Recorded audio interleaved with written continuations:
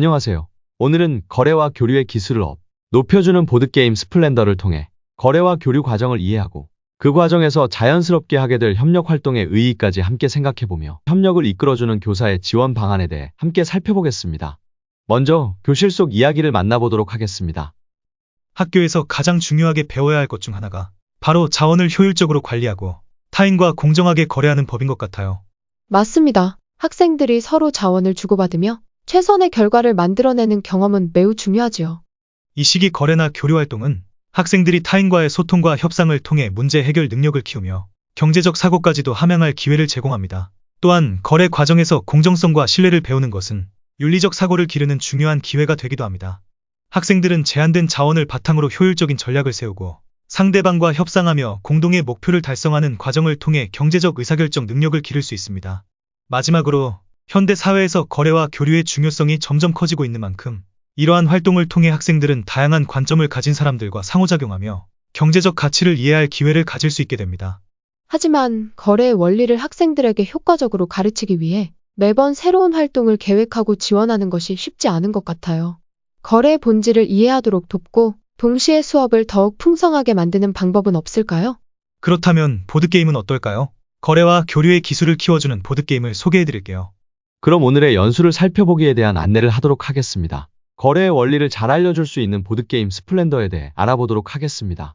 또한 학생들이 보드게임을 하는 과정에서 협력을 이끌어낼 수 있게 교사의 지원 방법도 함께 고민해보며 교육적 활용 방안에 대해서도 알려드리고자 합니다. 그럼 스플렌더라는 보드게임으로 거래와 교류의 기술을 높여줄 수 있는 방법을 자세히 살펴볼까요? 먼저 스플렌더의 전반적인 개요와 게임 구성을 알아봅시다. 보드게임의 명칭은 스플렌더입니다. 스플렌더는 르네상스 시대에 부유한 보석상이 되어 거래와 개발의 과정을 거쳐 귀족으로부터 최고의 명성을 얻어내고자 하는 목표를 달성하기 위한 보드게임입니다. 인원은 보통 2명에서 4명까지 할 수 있지만 교육적으로 활용하기 위해서는 총 4명으로 2명씩 팀을 구성하는 것이 가장 적합합니다. 플레이 시간은 보통 30분 정도 소요됩니다. 르네상스 시대의 부유한 보석상으로 살아가는 것이라니 재미있을 것 같지 않나요? 스플렌더 속 재미있는 세계관을 살펴보도록 하겠습니다. 먼저 스플렌더라는 명칭 S, P, L, E, N, D, O, R 과연 무슨 뜻일까요? 뜻은 찬란한, 빛나는 광채와 같은 뜻이 있습니다. 보드게임 상자 속 그림에 나와 있는 보석상이 다루고 있는 보석들을 의미합니다. 우리는 스플렌더라는 보드게임 속에서 최고의 보석을 팔아 명성을 얻어야 합니다. 보석상이라는 직업은 보통 원석을 사서 예쁘게 세공하여 좋은 보석을 팔아야 명성을 얻을 수 있습니다. 광산을 개발하면 원석을 안정적으로 공급받을 수 있어요. 바닷길, 사막길 등 운송수단을 잘 구축한다면 외국의 진귀한 보석이나 광산에서 채굴한 보석을 잘 전달받을 수 있겠지요. 기술이 좋은 세공사를 고용하면 같은 원석이라도 더 아름답게 세공할 수 있으니 사람들이 더 많이 찾을 수도 있겠죠? 이것이 우리에게 바로 개발 카드가 필요한 이유입니다. 그리고 잘 가공한 보석을 귀족에게 판다면 명성은 더욱 올라갈 수 있겠죠? 그래서 우리가 개발 카드를 모아 귀족 타일을 구매하는 것으로 볼 수 있습니다. 스플렌더의 흥미로운 세계관 잘 이해가 되었나요?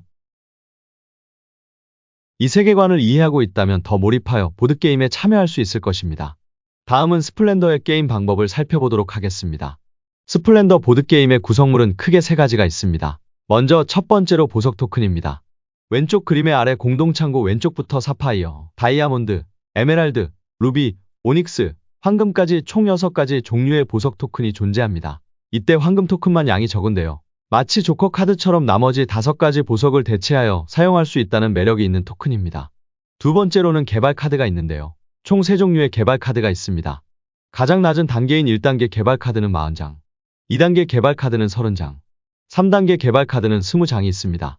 그리고 마지막 3번째로는 귀족 타일이 있는데요. 총 10장의 귀족 타일이 있습니다. 게임의 승리를 위해서 반드시 쟁취해야 하는 것이죠. 다음은 보드게임을 시작하기에 앞서 게임 초반 규칙을 안내해드리도록 하겠습니다. 먼저 왼쪽 그림처럼 공동 창고에 황금 토큰 5개, 나머지 토큰은 7개씩 쌓아두면 됩니다. 그 다음은 각 단계별로 개발 카드를 잘 섞어 각 단계별 더미 카트 옆에 4장씩 오픈하여 왼쪽 그림과 같이 3줄로 늘어놓습니다. 마지막으로는 보통 플레이어 수보다 한 장 더 많게 귀족 타일을 임의로 뽑아 개발 카드 위쪽에 펼쳐놓는데요. 플레이어가 4명이니 귀족 타일 10개 중 5개만 오픈해 놓으면 됩니다. 다음은 개발 카드와 귀족 타일 거래 방법에 대해 알려드리도록 하겠습니다. 개발 카드의 일부와 귀족 타일의 경우 왼쪽 상단에 점수가 있는데요. 이는 최종 점수에 반영되는 점수입니다. 그리고 개발 카드와 귀족 타일의 왼쪽 아래 색과 숫자는 각각 거래를 위해 필요한 보석 토큰과 개발 카드 종류와 수라고 보면 됩니다. 개발 카드에는 동그라미로 나와 있는데요. 이는 필요한 보석 토큰인데요. 왼쪽 그림처럼 하얀색 동그라미에 6이라고 써 있는 것은 다이아몬드 토큰이 6개 필요하다는 것을 의미하는 것입니다. 반면 아래 귀족 타일의 경우는 개발 카드가 필요한데요. 귀족 타일의 네모로 나와 있습니다. 이는 필요한 개발 카드로 개발 카드 오른쪽 상단에 나와 있습니다. 개발 카드의 보석 조합으로 귀족 타일의 조건을 만족한 플레이어 팀은 한 차례에 하나씩 귀족 타일을 가져올 수 있게 되는 것입니다. 지금까지 스플렌드의 구성물에 대해서 알아보았는데요. 다음은 스플렌더의 진행 방법과 규칙에 대해 알려드리도록 하겠습니다. 선 플레이어부터 각자 차례의 행동을 하는데 3가지 행동 중 하나만 할 수 있게 됩니다. 먼저 3가지 행동 중 첫 번째 황금 토큰을 제외한 서로 다른 3가지 보석 토큰을 하나씩 가져오거나 한 종류의 보석 토큰을 2개만 골라 가져오는 행위를 할 수 있습니다. 단 2개만 골라 가져와야 하는 행위는 해당 보석이 4개 이상만 남았을 때만 가능합니다. 특정 보석이 3개 이하로 남았을 경우에는 서로 다른 3가지 보석 토큰으로 하나씩 가져와야 합니다. 하지만 보석을 집어오는 과정에서 10개가 넘으면 초과한 수만큼 가져온 토큰 전부나 일부를 버려야 합니다. 즉, 플레이어별로 보관할 수 있는 보석 토큰은 총 10개라고 생각하면 됩니다. 다음은 두 번째 행위로는 팀별로 가지고 있는 보석 토큰을 내고 바닥에 놓여진 개발 카드를 한 장을 살 수 있습니다. 또한 개발 카드가 많아지면 장점이 있는데요. 개발 카드 우측 상단에 그려져 있는 보석에 따라 앞으로 다른 보석 카드를 살 때마다 할인을 받을 수 있으며 카드는 토큰처럼 소진되지 않습니다. 또한 카드 한 장을 사면 그 카드 단계에 해당하는 개발 카드 더미에서 새 개발 카드를 뽑아 채워 놓아야 합니다. 마지막으로 할 수 있는 3번째 행위는 예약을 하는 것입니다. 개발 카드 한 장을 수중에 보관하고 황금 토큰 1개를 받을 수 있습니다. 이때 개발 카드 중 마음에 드는 게 없다면 덮여져 있던 개발 카드 더미에서 한 장을 가져올 수 있으나 그 카드 내용을 보지 않고 가져와야 합니다. 예약한 카드는 다음 자신의 차례에 보석 토큰을 내고 구입할 수 있습니다. 이때 황금 토큰은 아무 보석의 역할을 할 수 있으며 예약은 총 3장까지만 하여 소지할 수 있습니다. 공동 창고에 황금 조커 토큰이 없다면 카드만 예약하는 행위를 할 수 있습니다. 게임의 승리 방식은 다음과 같습니다. 플레이어 팀별로 귀족 타일과 개발 카드의 점수를 합하여 먼저 15점 이상이 달성하면 됩니다. 단, 어떤 플레이어든 15점 이상을 먼저 달성하면 거기서 게임 종료가 아니라 마지막 순서에 플레이어까지 턴을 마치고 게임을 종료하는 것입니다. 이때 동점자가 발생했을 경우 개발 카드의 개수가 적은 플레이어 팀이 승리하는 게임입니다. 다음은 실제 스플렌더의 진행 과정을 보여드리도록 하겠습니다. 먼저 초록색 1단계 개발 카드, 노란색 2단계 개발 카드, 파란색 3단계 개발 카드를 3줄로 놓습니다. 그리고 각 단계별 카드 더미 오른쪽에 4장씩 오픈해 놓습니다. 이어서 보석 토큰인데요. 왼쪽부터 갈색은 오닉스, 하얀색은 다이아몬드, 빨간색은 루비, 초록색은 에메랄드, 파란색은 사파이어입니다. 자, 그럼 게임을 시작하겠습니다. 처음 시작하면 할 수 있는 행위는 플레이어가 황금 토큰을 제외한 3가지 보석 토큰을 가져올 수 있습니다. 만약 황금 토큰을 제외한 보석 토큰의 2종류만 남았을 경우에는 2가지 보석 토큰만 가져올 수 있습니다. 물론 똑같은 보석 토큰을 2개 가져오는 방법도 있습니다. 그러나 이는 에메랄드처럼 4개 이상만 남았을 경우 가능합니다.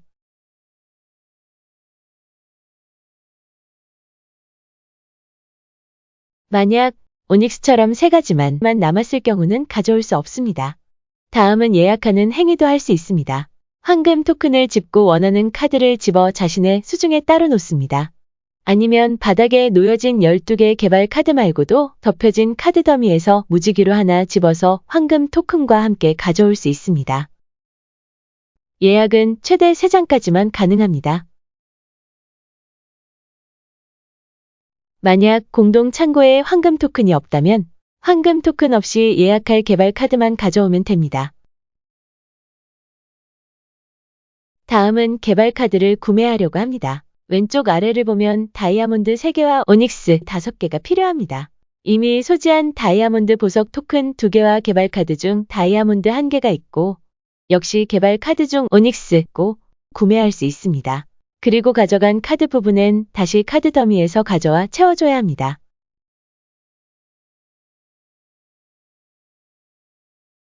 다음은 에메랄드 1개, 루비 4개, 오닉스 2개가 필요한 개발 카드를 구매하고 싶습니다. 에메랄드 1개는 있고 개발 카드 루비 2개와 루비 황금 토큰이 있어 루비 1개를 대체할 수 있게 있습니다. 이어 개발 카드 오닉스 2개가 있기 때문에 이 경우는 토큰 3개만으로도 구매할 수 있습니다. 아참!